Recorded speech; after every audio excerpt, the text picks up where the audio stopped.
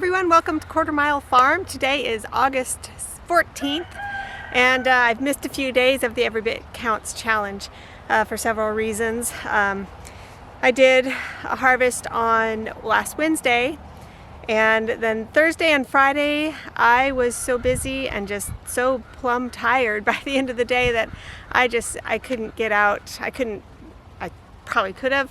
I didn't make myself get out to do anything. Last week was just very busy. I had something every morning. I had Monday and Wednesdays is when I proctor tests, and then our church is having Vacation Bible School, or was having Vacation Bible School last week, and so I volunteered there in the mornings on Tuesday and Thursday. And then Friday, of course, is the Friday market up in the little town, just a little ways from here. And so Thursday then was also payday, so after Vacation Bible School, I stopped to do some grocery shopping on the way home. And anyway, the whole week was just horribly busy. So I did get some harvesting done on Wednesday, but I didn't make a post about it on Instagram. However, I did make a video. It's coming yet. I was so tired the rest of the week that I didn't even feel like editing the video. So anyway, now it's Sunday. This week won't be as busy, and I'm already out in the garden. It's not even 10 o'clock yet, so I am out here and ready to pick some things that need to be picked. And I actually just finished feeding the chickens, and I was coming back into the house for something, and I passed by an area where I've had puffball mushrooms growing in the past, and there was some there this spring, and I wanted to harvest them, but my husband mowed them over before I could get to them.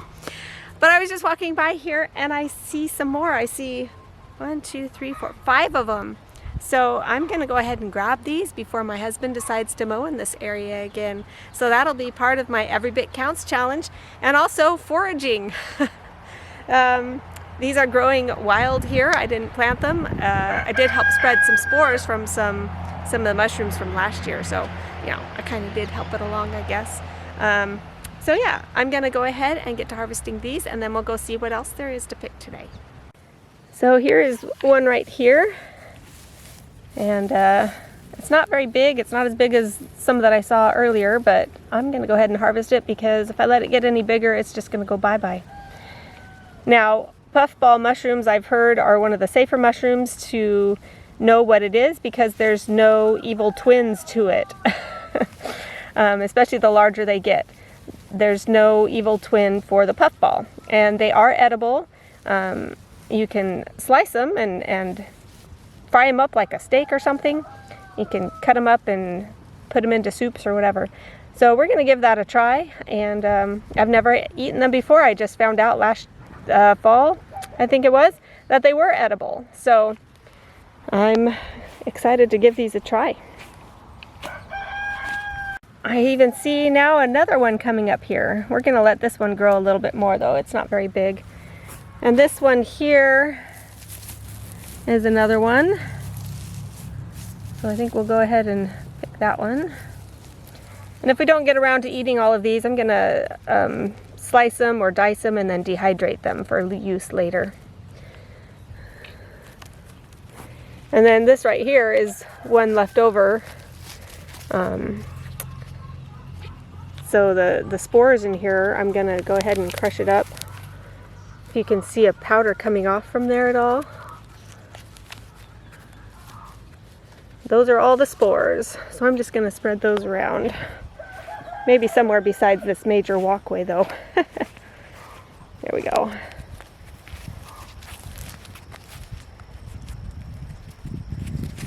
Spread those around.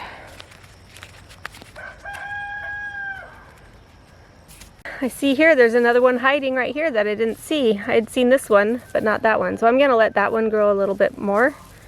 We'll go ahead and pick this one.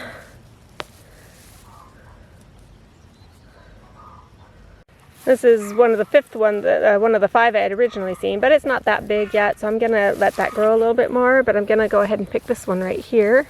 It's starting to turn a little brown on top, so I'm a little concerned what the insides are gonna look like. You want them to be nice and white inside. If they're starting to turn yellow or brown, then they're past their prime for eating. so you don't want them. But I don't know if yellow on the outside like that or brownish means that they're getting too old, but I'll cut it open and see what it's like inside. So I got 4 puffball mushrooms. That'll be fun to do something with. I'm on my way over to the strawberries over there to see what we got to pick there.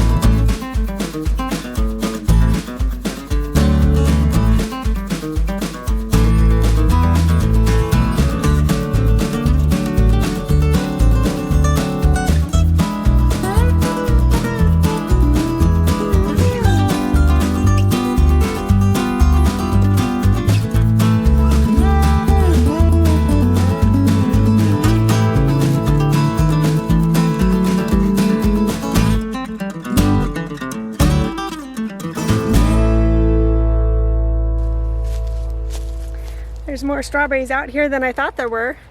I probably have enough here for another batch of jam, which is really exciting because my second son especially loves the strawberry jam. So I'll be just thrilled to be able to put these up. Over in this area, besides the weeds and the strawberries, I had a volunteer squash plant come up, and it turned out to be spaghetti squash. And there's a big story to tell about that, but I just wanted to show you over there. I'm going to probably be harvesting some of those as well, because some of them are ready to be picked. So let's go do that. Alright, so for those of you who've been following my channel for a while, you probably remember what happened to my volunteer squash plant here.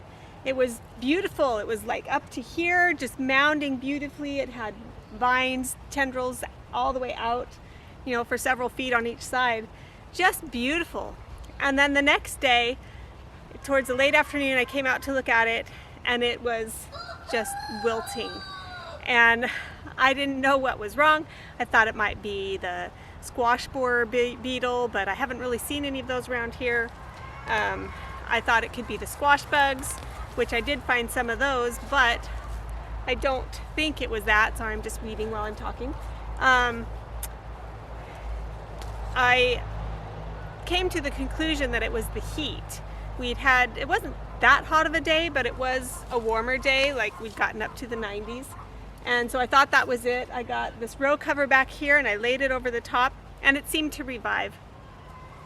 And so I thought, oh good, you know, my squash, they had just barely been, I mean, I had one or two maybe turning a light yellow. And at this point I still wasn't sure if it was spaghetti squash or not. But yeah, it had tons of squash on it, and they were not ripe yet, and here it was dying.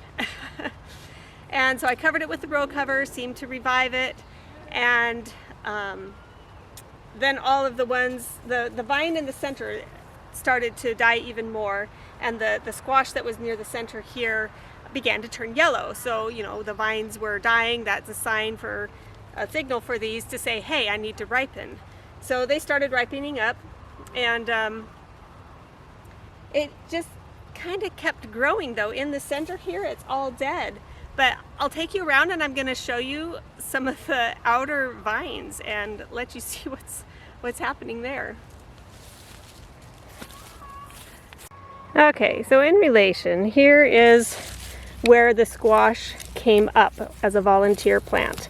And, you know, it grew and grew and grew up to here, and it started starting tendrils all the way over to the black, all the way over to the tripod, all the way over here. And so when it started dying off, I thought, oh, that's the end. But I just want to show you that even though it's like the vine is pretty much mostly dead here, apparently it's still getting something, but out here, if you can see through the weeds, sorry about the weeds, but this is part of the same plant and it is growing beautifully still. It's still green. We've got young squash still growing. We've got blossoms still blooming. So I've heard that squash can put down little rootlets along their vines into the soil, so I'm wondering if that's what happened along in here somewhere. I don't know if this plant will do that, but you know, right about in here on a plant, on the vine, if it's contacted with dirt, it can send down roots. I know some of my pumpkin plants over there have started doing that, but I don't know if this one can. But I am just baffled at how it's dead in the center and yet out here, same plant, it's still growing, blooming. It's just crazy. There's even more. And this plant is incredible. You will be shocked at how many spaghetti squash you'll see come from this. At least I am, because I've never grown spaghetti squash before.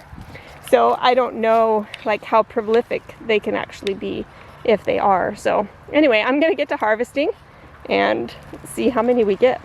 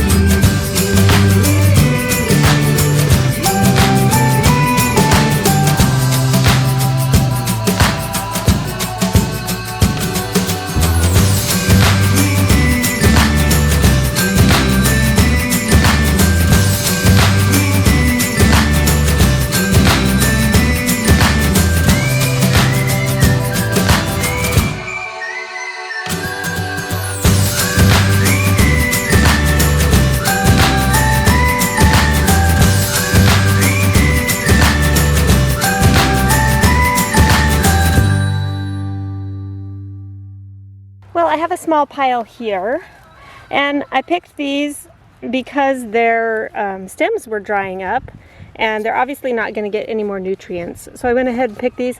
I decided to leave the majority of the rest, mainly because their stems are still nice and green, pumping nutrients into here and growth.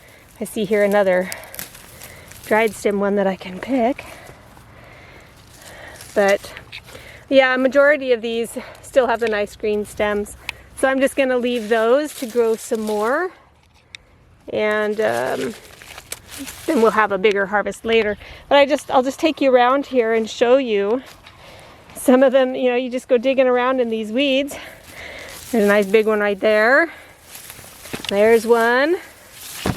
And then you look even further and look, more new ones growing. This plant is just the plant that just keeps giving. It's amazing.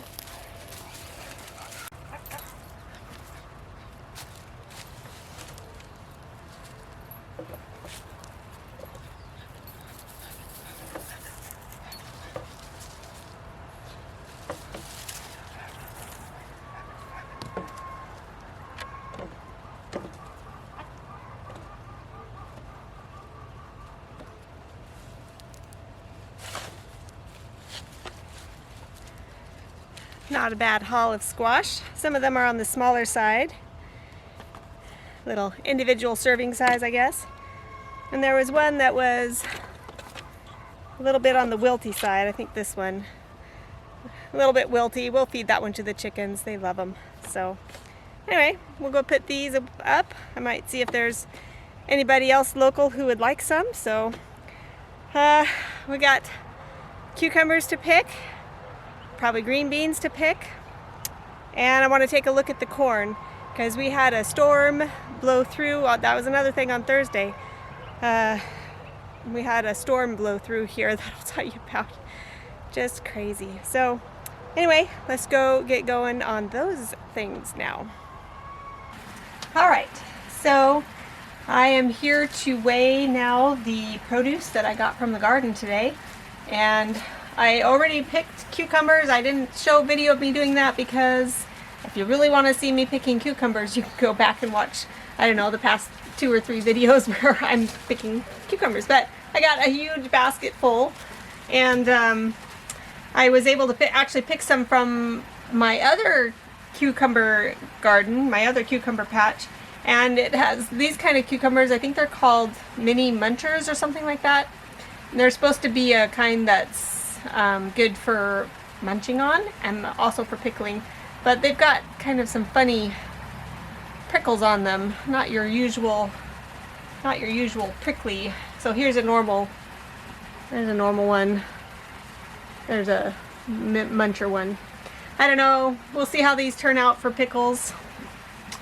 That's about what I'm going to use them for. I guess I could get them in on the farm stand and sell them. But anyway, I'm going to weigh those so we see how much we have, and then I'm going to pickle these up. I am going to use some of these to make the Clausen style refrigerator pickles that my husband likes, because I got some really fat ones here.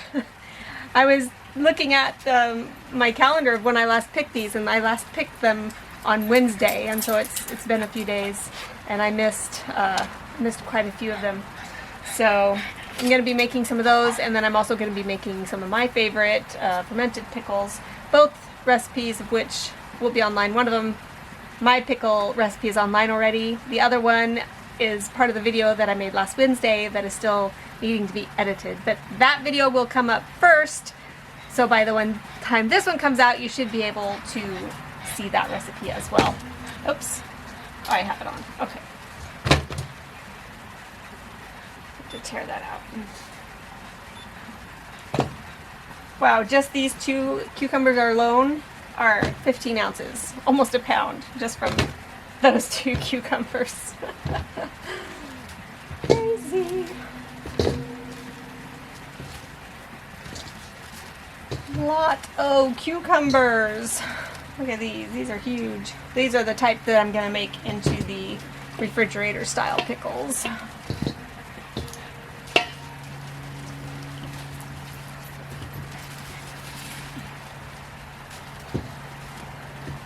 And I went ahead and picked a bunch of the small ones because I'm going to try making a sweet pickle recipe. I don't know if I have enough today for a batch. I think the recipe calls for like 8 pounds, and I certainly don't have 8 pounds worth of the little itty bitty pickles. I'll have to weigh them and see. Maybe I'll weigh those separately, just so I can see how many of those I have. I think that one's gonna go in here. Okay.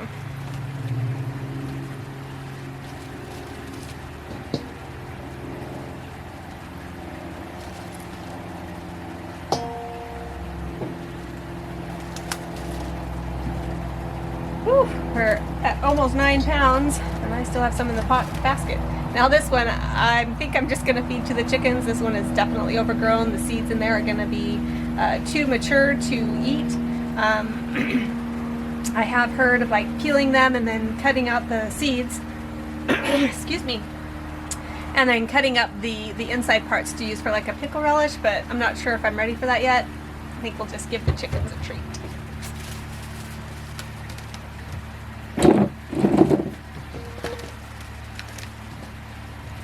Okay, I think the rest of these we'll try making sweet pickles out of. So that's 10 pounds, 5 ounces. 10 pounds, 6 ounces. Just changed. Yeah, 10 pounds, 6 ounces. That's a lot. And if it's a quart per pound, like what I've been getting, I'm going to get about 10 quarts. Very nice. Okay, now we're going to get the little pickles here. Don't think I have enough, unless I do a smaller batch.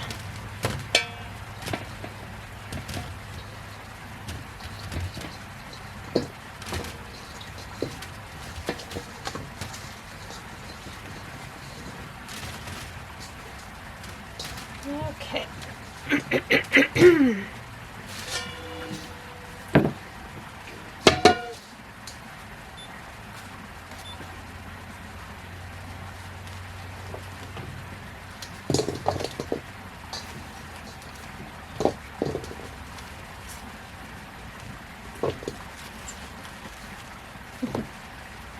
Yeah, we have 1 pound, 6 ounces of the small pickles. So I might put them in the fridge and keep them for a little bit. 1 pound, 7 ounces. Small cukes. Okay. Now we're going to measure or weigh the strawberries.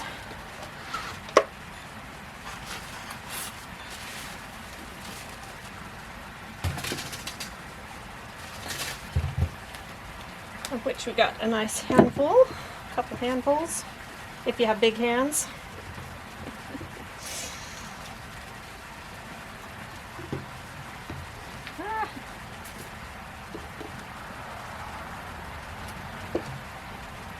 Let's see, what did I get last time? I got 1 pound, 8 ounces last time, and that was enough for a batch of jam plus some extra to have for supper.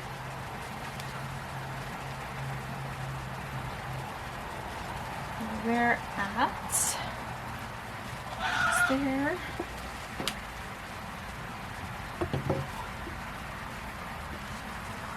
Okay, we have 1 pound, 7 ounces. So we will definitely get another batch of jam out of these. Very good.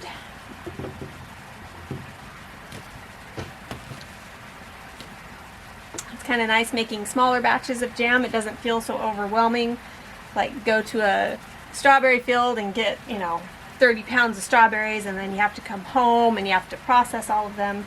It's kind of nice to just be able to do this every bit counts challenge and gather just a little bit from your field and process it. And it's just a small batch, but when you don't have a lot of time, it certainly helps to be able to just process small bits at a time.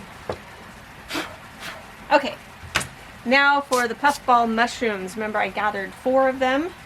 They're rather dirty still.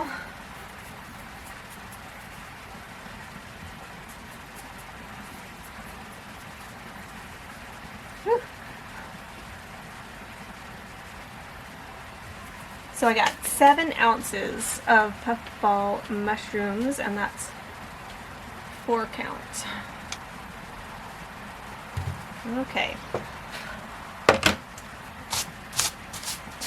Now for the spaghetti squash.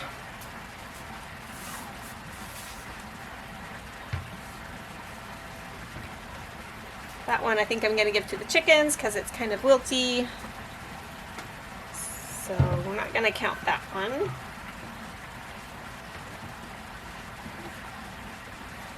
Okay, so that's 2 pounds, 14 ounces.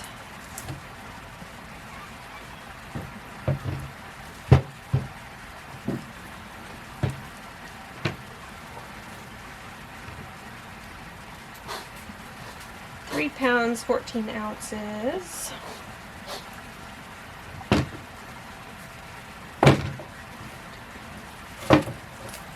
And